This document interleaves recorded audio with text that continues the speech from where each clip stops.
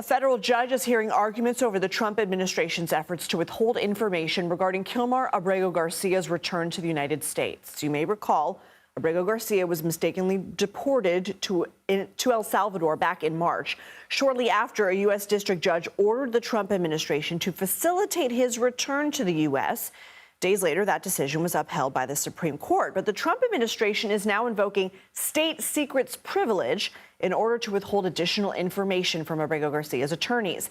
CBS News Department of Justice correspondent Scott MacFarlane is in Washington. Scott, the judge in this case is hearing these arguments on whether the administration has jurisdiction to withhold information. What do we know?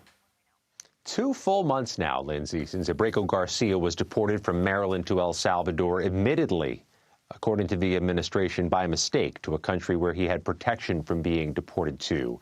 And for his supporters who are in the courtroom today in Maryland, it must feel like they're running in quicksand because the case keeps getting extended. The goal line keeps moving further down the field. And in the initial hour of today's hearing, there seemed to be this ongoing standoff between the federal judge, Paula Zinnes, and the Trump administration over what is being done and what can even be shared with the court about what's being done to get Abrego Garcia back. Yes, the administration is trying to invoke this privilege, this state secret privilege, to prevent some information from being offered up publicly to Abrego Garcia's team and to the court system.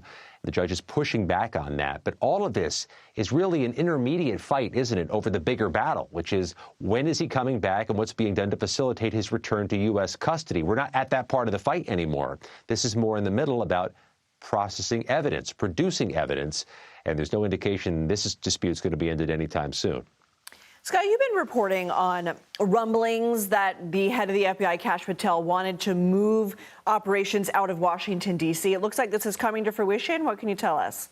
This is one of those proposals that does have a real-world impact in communities. This new FBI director, confirmed by the Senate, named by President Trump, wants to decentralize the FBI, move more people out of that building, the Hoover building in Washington, D.C., and more of them into field offices, into the field office, say, in Denver, Boston, Baltimore, Miami, Seattle, and potentially to move everybody out of that building, which, by the way, unequivocally is crumbling, is old, is past its lifespan. In fact, during the Biden administration, they approved a plan to move the whole FBI to an office in Greenbelt, Maryland, coincidentally near where that Abrego Garcia hearing is happening. The President Trump, has stopped that plan, but Kash Patel still seems keen on getting the FBI more out of Washington and into the field where the crimes occur. Scott MacFarlane, thank you.